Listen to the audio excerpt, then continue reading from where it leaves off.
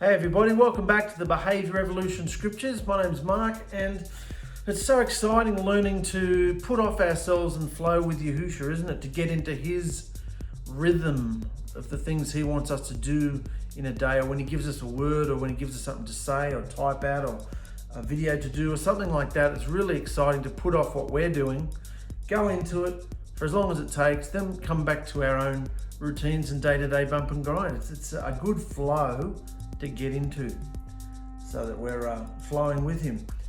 Today, Yisrael is going to start slowly taking back, bit by bit, the promised land. And this is amazing to me. I never thought this happened so early. I thought they didn't really start taking over the promised land until, Musa had died and Joshua took them into Jericho and the walls came tumbling down. All that. No, I didn't realize they start taking it over a lot earlier. So let's have a look at this map here. This is just something I've been tinkering with the last couple of days. It's not exact, it's not to scale. It's just, I was starting to get square eyes from staring at so many maps. And every single map you look at has all these places in different spots. So I just kind of summarize and where I thought everything is and what's happened in the story so far. Don't worry about anything in purple yet, that's coming up in the next few chapters. But they've come up from Mount Sinai. Mount Sinai is down there, just to give you an idea where they're at. Midian is down there, Mount Sinai is down there. Egypt obviously is the other side. They've come up, this is the Red Sea here, just the last bit of the Gulf of 𝔙𝕙𝕗𝕗 that you can see on top here. They spent a little bit of time in Paran, and then they're still hanging around Kadesh. And remember, prior to their 40 years wandering, there was a big revolt against Musa and Aaron and what was going to happen, and the ground opened up. 50,000 were killed, men, women and children. That was around this area here. And then the next morning they woke up, remember, and said, oh, we're going to go and take the promised land anyway. We're going to do it anyway. Musa said, I wouldn't. The ark's not going with you. I'm not going with you. Yahushua won't be with you. So they did anyway. And remember, the Amalekites and Canaanites chased them off and killed some of them and chased them as far as 𝗂𝗓, which is here. So we're starting to get back into familiar territory. Remember these places up here? Bethel. Remember Abraham, Yitzchak and Jacob and their journeys? Bethel, Jerusalem, Hebron, the terebinth trees of Mamre, they're all around here. Beersheba. So, and of course, the Dead Sea here, where Sodom and Gomorrah and all those were around here. Anyway, that happened prior to the 40 years wandering, and then we jump. Remember, the next chapter was a big jump. They'd been wandering for 40 odd years. So he sent them back. Remember, he did say, go back. You're not going to the promised land. I'm done with you guys. Your children will inherit it, but not you. So he sent them back the way they came towards the Red Sea, the Yam Suf, Sea of Reeds. And then this is just my crazy artist interpretation of them wandering around 40 odd years in here. That's the green. And then we picked up, I think it was last chapter again, 40 years later. 40 years later. And they're back here again. What did we do last episode? Last episode we talked about, that's right, Musa bashing the crap out of this rock. Yeah, and him and Aaron were getting fed up with the people, and they inadvertently, unintentionally set themselves up to receive the esteem, receive the praise, be like sorcerers. So that all happened around here at Kadesh, in this area, ballpark, this area here. So we're going on with the story now, which is really exciting. And Yisrael is going to start taking back, starting with King Arad, which is here, just in this little area here. So let's go up to the text. And let's go for it. First, Adam. Let me go back to the map, sorry. I'm going all over the place here. Adam. Edom, E-D-O-M. Remember Edom, E-D-O-M? Well, all the E's are A's and the O's are U's, so it's Adam. Adamites. Big group, but these are the Adamites that dwelt in this area here. Canaanites, which were broken up into all these Philistine, Amalekites, Amorites, all that in this area. Moabites here, Amorites up here. So we're dealing with, in this little part here, we're dealing with the Edomites. It's very interesting what goes on here because, as we see, the Edomites stick it to Yisrael. While Moshe was at Kadesh, he sent messengers to the king of Edom with this message: "Greetings from your brother Yisrael." Your brother? You know all the hardships we've been through and how our ancestors moved to Egypt many years ago and lived there for a long time. They were brutally mistreated by the Egyptians, but when we cried out to Yahuwah, he heard us and sent a messenger to bring us out of Egypt. We are currently camped at Kadesh, a town on the border of your land. So they're on the border of Edom. A town on the border of your land. We request that you please let us travel through your land. We will be careful not to go through your fields and vineyards. We won't even drink water from your wells. We will stay on the King's Road and never leave it until we have passed through your territory. The King's Road, I haven't put it on this map. It's like a little highway. It's pretty much that purple line. Not quite, but similar. It just goes all the way up here, the King's Highway, all the way up. So that's what he's talking to. We'll just stick to the King's Road. We won't deviate. We won't use any of your resources. Please let us pass. But the king of Edom said, "Stay the hell out of my land or you're all dead meat." But the messengers answered, "Please, we promise we'll stay on the main road, and if any of our livestock drink your water, we'll pay for it immediately. Just let us pass through your country, please. That's all we ask." But the king of Edom replied, "Never, stay out. There's no way you're passing over the border into our land." And with that, he mobilized his entire army and marched out against them with an imposing force.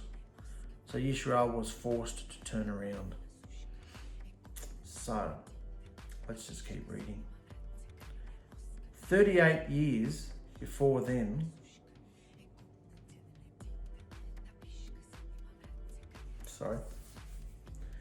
38 years before, when the 12 explorers first entered the Promised Land, they entered from the south. However, in order to speed things up, Moshe decided it would be best to enter from the east, which would entail crossing over the Yarden River and travel through the territory of Edom. And they couldn't just plough through Edomite territory without getting permission from the territorial powers that be in the area. In accordance with proper protocol, Yisrael would have to dispatch messengers to the king of Edom to get permission to pass through his land. So, back to the map. So they were still around the area of Kadesh 40 odd years ago, and Joshua and Caleb and all the others, they went up this way, all the way up this side, went in from the south. Moshe wants to go the east way, around this way, from here all the way around here. And they want to go through here, and the Edomites, I take it, there's not specific borders here, nobody really knows, but Moshe wanted to go through here and up here, but they would have to go right through. And even though this is the whole Edomite territory, maybe all their major cities and stuff, or they were more gypsy type, traveling around a bit, but maybe they were all in this area here, who knows. But they wouldn't let them pass, so they had to stop and turn around. So that's what that means. Moshe wanted to go in from the east, and the scouts went in this way. So notice that Moshe addresses Adam, this was interesting, as brother. Look up here. He says, "Greetings from your brother Yisrael." Greetings from your brother Yisrael. Notice that Moshe addresses Adam as Yisrael's brother. He wasn't just being friendly or applying some figure of speech here. Adam was literally Yisrael's brother.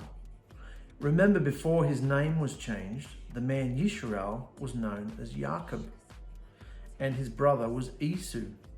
Well, Esau also went by the name Adam, or many translations say Edom, E-D-O-M, but we're going with Adam. So these two nations were literally brothers. sons of Yitzhak. Remember the aggressive history Jacob and Esau had, and even though it appears their hearts were softened and they patched up their relationship 20 odd years later, over the past 5 centuries things were no longer friendly, and the king of Edom completely disregarded Moshe's plea to remember that they share a common blood heritage. Interesting, they literally were tribal brothers. The people of Yisrael and the people of Edom, Jacob and Esau.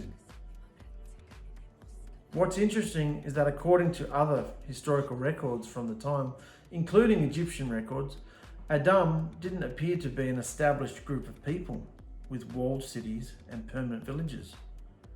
So they weren't very established. They didn't have walled cities or permanent villages. They were more nomadic than a settled nation. Yet they were still powerful enough to gather a militia to protect themselves from outside threats when the occasion arose. And this is exactly what Edom did against Yisrael. No matter what promises Moshe made, the stubborn king of Edom didn't budge. So Yisrael turned around and headed to Mount Hor, meaning mountain. They headed to Mount Hor, and Hor meaning mountain. So they literally went to Mount Mountain. We'll meet you up at Mount Mountain. So, and there we come to the death of Aaron. So check out the map again. They've gone, couldn't get through here, so just pretty much, they're all hanging around this area anyway. They went down here to Mount Hor. And this is the death of Aaron. So the whole community of Israel left Kadesh and arrived at Mount Hor, and there on the border of the land of Edom, Yahusha spoke to Moshe and Aaron, "The time has come for Aaron to join his ancestors in death. He won't be entering the land I'm giving Israel, because the two of you threw a hissy fit tantrum, lifted yourselves up and rebelled against my instructions back at the rock in K𝑉𝑅. Now take Aaron and his son Eleazar up Mount Hor and remove Aaron's priestly garments, putting them on his son, because Aaron will die there and join his ancestors." That whole joining his ancestors thing was what they believed back then. It was all this spooky. Interesting that it's coming from Yahusha's mouth, but he's just pretty much speaking colloquially to what they understood. Go and join your ancestors pretty much means to die. He wasn't specifically telling them there was some kind of afterlife, spooky, cosmic, spiritual thing. He wasn't doing that. He was just, it's a figure of speech. You're going to die. So Moshe did as Yahusha instructed, and the three of them went up Mount Hor together as the whole community watched. And when they reached the summit, Moshe removed the priestly garments from Aaron and put them on Eleazar, his son. Then Aaron died there on top of the mountain, and Moshe and Eleazar went back down. And when the people heard that Aaron had died, all of Yisrael mourned him for 30 days. Because he was the most, apart from Moshe, the most set apart. He was the high priest. So, their access to Yahusha. So, interesting that Yahusha said he's going to do. Was he sick? Was he on his deathbed already? Was he, wobbling around and was about to die anyway? And Yahusha said take him up the mountain to die? Or was it a shock to him? Did Yahusha say all this and Aaron's like, what? I'm going to die? What? Who knows? But if Aaron had not behaved the way he did with Moshe at the rock, Yahusha wouldn't have barred him from entering the promised land, and his life would have been extended. So his very life, and Moshe's as well, was linked to entering the promised land. We know Aaron was possibly a couple of decades older than Moshe. Anyway, so we know that his life was linked to entering the promised land. Therefore, once the possibility of entering the promised land disappeared, so did Aaron's very purpose for living. So he died. No eulogy is given, recounting his life and all the services he provided Israel. Nevertheless, he died a blessed man, living to see his son succeed him as the high priest. And in those days, it was considered a great blessing for the father to be able to pass his mantle of leadership over to his son. Great spiritual events usually take place on mountaintops. Why? In fact, the word El Shaddai literally means mighty Elohim of the mountain. But if his portal was in the tabernacle, which we know it was on the ark, if his portal was in the tabernacle, why not do this goodbye ceremony there? Interesting. Why did he tell him to go up the mountain to pass over the hand on the baton, hand over the mantle, take the priestly garments off him? Why didn't they do this in the tabernacle if it was a set apart, handing the mantle of one priest to the next high priest? You know, why didn't they do that? Considering that, you know, that's where the portal was, so therefore that's where Yahusha was. Interesting that his name, the term 𝗪𝕚𝕚 means mighty Elohim of the mountain. So why didn't they do it in the tabernacle? Because there is nothing more defiling to Yahusha's set apartness than death. Hence, the officiation over Aaron's death had to take place in an area far away from the set apart camp of Israel. So he don't want any death. Death is the most offensive thing to him. Remember? Hates it. So they didn't take, when they spoke to the king of the Edomites, they didn't have any success. They weren't allowed to go through there. So they're still hanging around Mount Hor, Kadesh, Mount Hor area here. They're still hanging around here. Battling the Canaanites. Here we go. The Canaanite king of Arad, where's he? He's up here, around this area here, King Arad.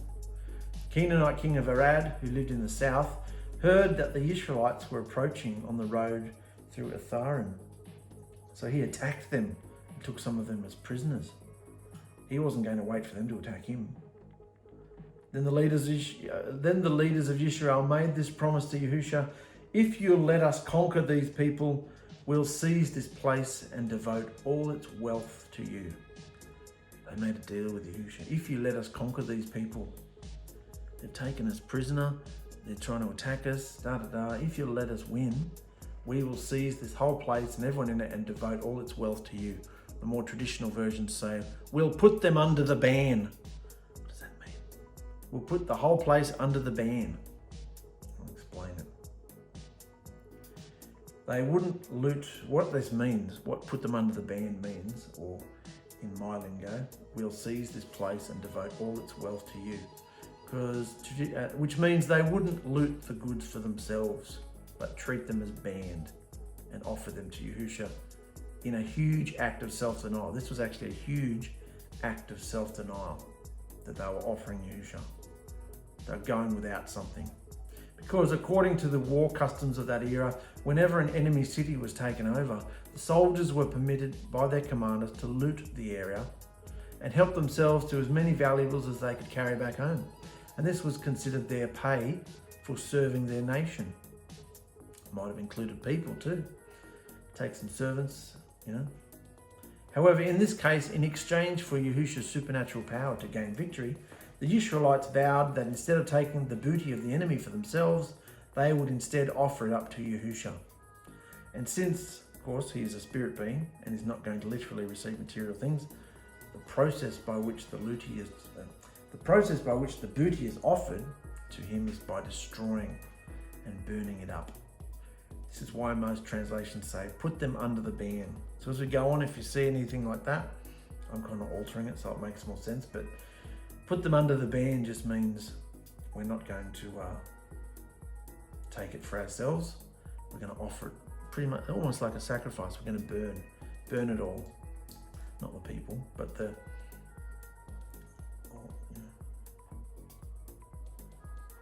So, of course, they've offered this request to Yahusha, and Yahusha heard their request and gave them the advantage over the Canaanites, allowing them to completely overthrow the people and their towns, and the place has been called 𝐴𝐴, to destroy, ever since. Interesting. Where are we talking about? Right near here. See? King Arad up here in this area. King Arad might have been further up here, but, you know. So we're talking about this town here, 𝐴𝐴. That's why it was called 𝐴𝐴, destruction. This is the first place they've taken over and offered it all to Yahusha. So pretty intense feeling going on in this whole area here. Pretty intense, because everybody would have known what had happened in Egypt. So they had their first victory with Yahusha.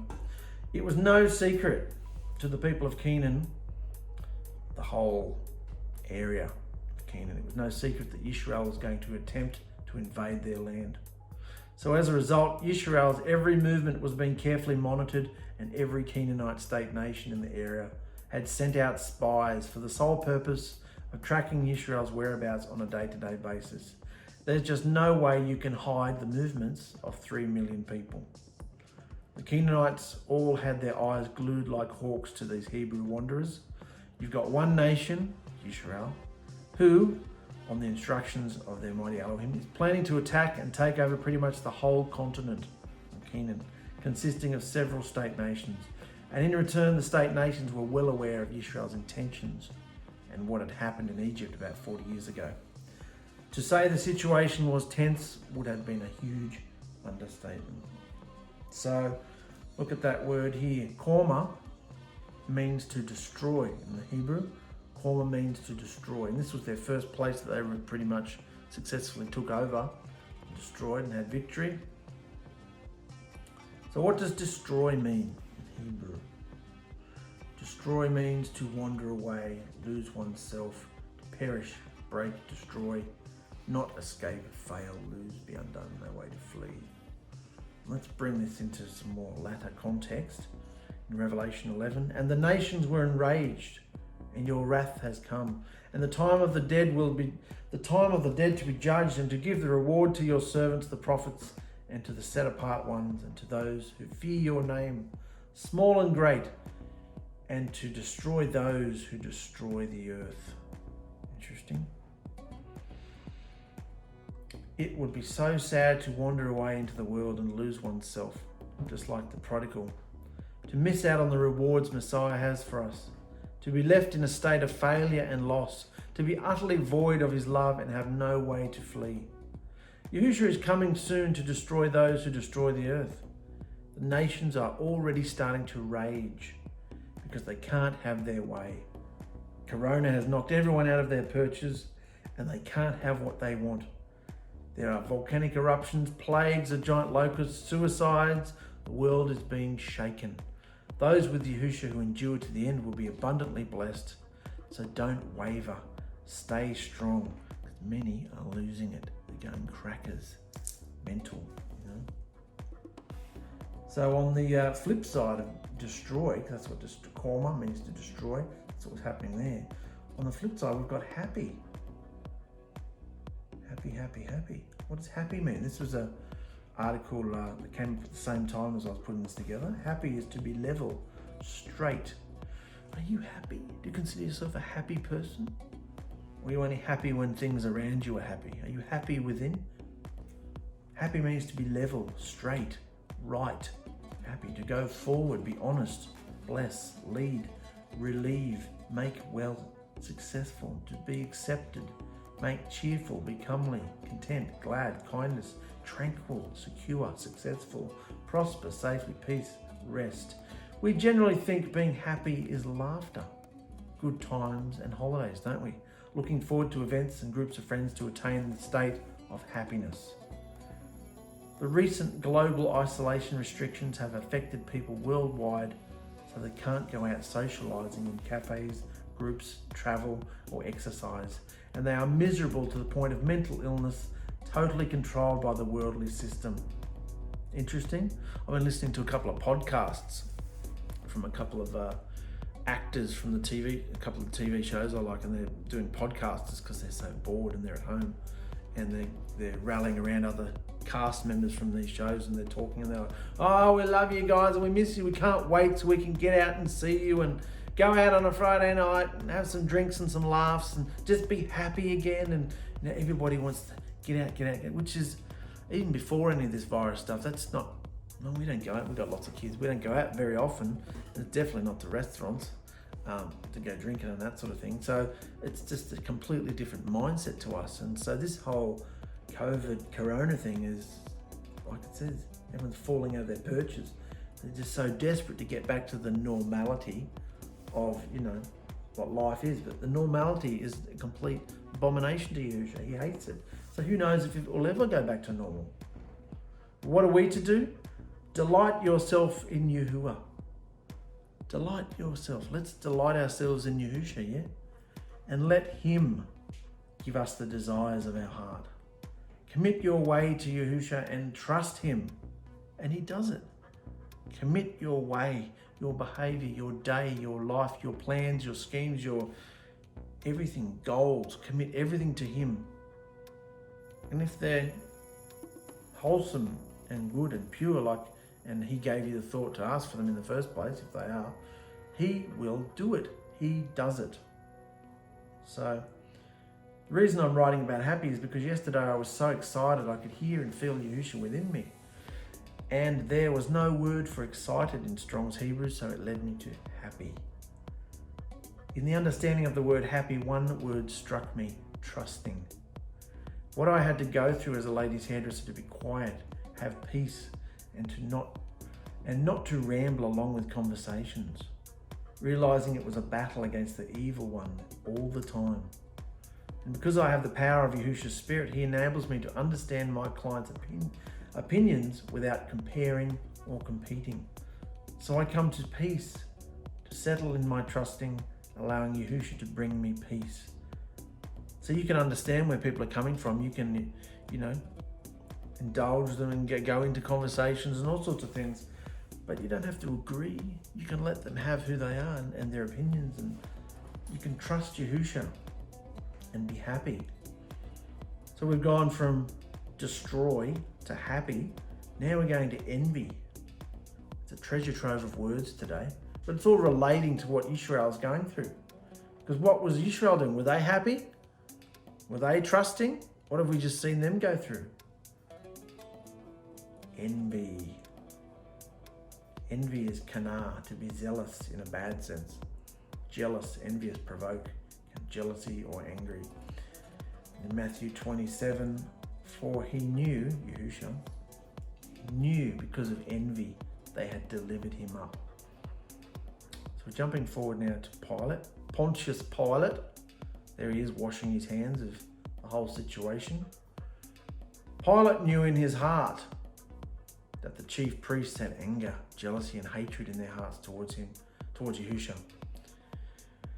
Messiah's behavior and words provoked their reactions to the extreme in revealing them as a false priesthood.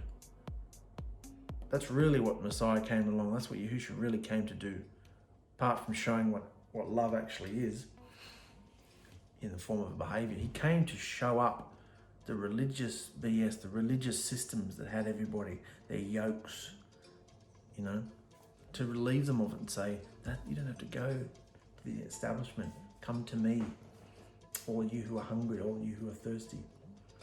He still does this today, revealing the false priesthood. He still does it today, revealing the behaviors of religion. The truth, behaved, reveals man's intentions and makes obvious their connivings and a wrong spirit. The spirit of Ⅎ𝑠atan wants to dominate the hearts and minds of all men and stop them from finding out about Yahushua. Once you know the truth about Messiah, it is impossible to wash your hands of the situation, as Pilate tried. Once you know the truth about Messiah, it's impossible to wash your hands of the situation, as Pilate did. You understand he is there knocking at our hearts, offering us a powerful, happy way to live in victory. A powerful, happy way. Happy. We know what happiness is now, don't we? Happiness comes from within, it's not circumstantial. In your personal walk, if you are not coming up against this envy and hatred, then it would appear as though you have not overcome things of the world inside yourself. The 3 rules are marvelous to apply to our own behavior, because you will see Shaitan coming a mile off.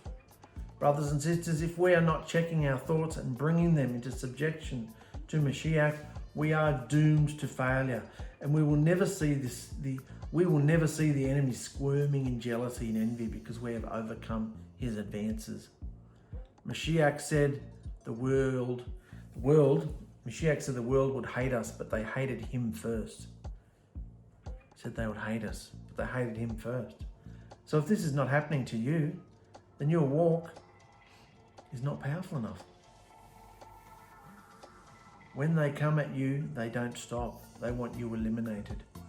When you are getting this envious reaction, you understand the meaning of the power of the behaved truth. If you're not coming in under any kind of pressure or hatred from people, not because you're going out of the way to seek it, but because that's how the world and the spirit that controls this world feels about everybody that's not part of its own. Everyone who's broken free, has been set free. Shaitan hates them, you know. Do you face in your day that every single person that you talk to who doesn't have Yahushua's spirit in them will get you or try to? You know? Do you face that? Every person that sits in front of you, talks to you, every client, every customer, everyone you pass on the street, everybody in your day that has not been immersed in the name of Yahushua HaMashiach can and will try to get you. If you don't face that, you're in for a lot of heartache, because you give your heart to people who, no, don't give your heart to people. And then finally, we're going to end today on the word permit. Permit means to loosen, relinquish, permit, commit, self, fail, forget, forsake, fortify, help, leave, refuse, dominate, govern, permit, they'll have dominion, give power. And Philip said, this is in Acts, Philip said, if you believe with all your heart, then it's permitted. And the Ethiopian replied, I believe that Yahushua Mashiach is the son of Elohim. Interesting. That in essence is what our belief is founded on. I believe that Yahushua Mashiach is the son of Elohim. Religion stands in the doorway of the portal, creating false interpretations and rules of the Surah Yahushua. As we can see in this word permit, you more or less have to drop all religious teachings. Where's the word permit come from? Up the top there. Remember, Philip said, if you believe with all your heart, then it is permitted. What's permitted? You can be immersed. What's stopping me from immersing myself? I believe Yahushua is the son of Elohim. If you believe with all your heart, then it's permitted. Go for it. Find a body of water or a bathtub, waterfall, fountain, anything you can go fully under the water and do it. Do it. As we can see in the word permit, you more or less have to drop all religious teachings. Philip was supernaturally transported and the eunuch walked away rejoicing. The eunuch only needed someone to guide him in the understanding of Besorah Yahushua. Once he had received the Ruach, he needed no man to teach him. This is the purpose of Philip's supernatural exit. You don't need to look towards the teachings of men for the Ruach. You don't need to look to the teachings of men, for the Ruach is your teacher. Yeah? The Ruach is your teacher. In those days, they felt they needed someone to do the immersion. However, in today's 21st century, believers are in a totally different circumstance. I had a funny situation this week. I was talking with a man from Uganda and a man from Pakistan, both at the same time. And I thought this was a unique situation, like Philip and the eunuch. They believed in Yahushua, but had never been immersed. And they asked me, who should they get to immerse them? Knowing that the Ruach had brought about this situation, I advised them to do it themselves, knowing that I'm in Australia and they're in two different countries. They had trouble finding a flowing body of water, so I suggested filling up a bathtub. I'm sure they are both very happy now, like the eunuch, rejoicing. Remember, Yahushua spoke to the centurion in the army who asked for his servant's healing and that he was a long way off. The centurion said, I know you can say the words and he will be healed. Yahushua said, greater belief hasn't been seen. When the centurion arrived home, he saw his servant whole and he was filled with joy. Yahushua works in long-distance relationships. I believe these two men from Uganda and Pakistan have received the Ruach and he will show them the way. This 21st century attitude should be expressed by all believers, then the bride can reach many. Yeah? Amazing. All the texts and articles that are coming out, all surrounding this subject of what Yahushua is doing in his bride today. You don't have to go out there and, sprouting out the name of Yahushua, putting it on billboards, going around traveling ministries, itinerant ministries, handing out flyers to everybody. Look at the situation here. Do you believe that Yahushua can supernaturally bring up conversation. He may not supernaturally transport us anymore, but look at the internet. That's supernatural. Look, I'm talking now, and this might be you might be on the other side of the world to me. That's amazing. That's modern technology. But Yahushua uses everything. He used greater supernatural things back here, I believe, because there wasn't the technology that we have today to spread all these things. So, you know, the burden on us to get out there and convert the whole world is not there. Just do what Yahushua's told you to do. Push send, publish, whatever it is, and he will draw people to the movement, to himself. He will do it himself. He knows where you've done it and what you've done. You don't have to go out there promoting and, you know, carrying on. Just do the work that he's told you to do, or have the conversations that he tells you to have with people. He stirs up all the conversations. It's of the Ruach, the article said. So, interesting where we're going, guys. Yisrael is just starting to take back what's rightfully theirs. 40 odd years have passed. The older generations have pretty much died off, and they're going again. So they had their encounter with, who was it? King Arad, the king of Arad. They've had their encounter with this dude up here, and they're all still back here. They've gone down to here, Aaron's death. And then from the next chapter, we're going to start walking this purple line here, which will eventually end up in the promised land with Joshua over here. That's going to take us a while, but it's fascinating looking at all the patterns. These were the original people that Yahushua chose, and all their lives are a shadow to us, and mainly the behaviors of how Yahushua feels when they start doing all this stuff. They're either flowing with him or they're not. We are either flowing with him or we're not. And if you're not, what do you do? What's your life like? What's your day like? Where's the satisfaction? There is none. So stay strong, guys. I love you. Next episode, we're going into the brazen serpent, the brass serpent that Musha was to make, stick on a pole and lift up to heal people. So love you guys. Stay strong. Bye-bye.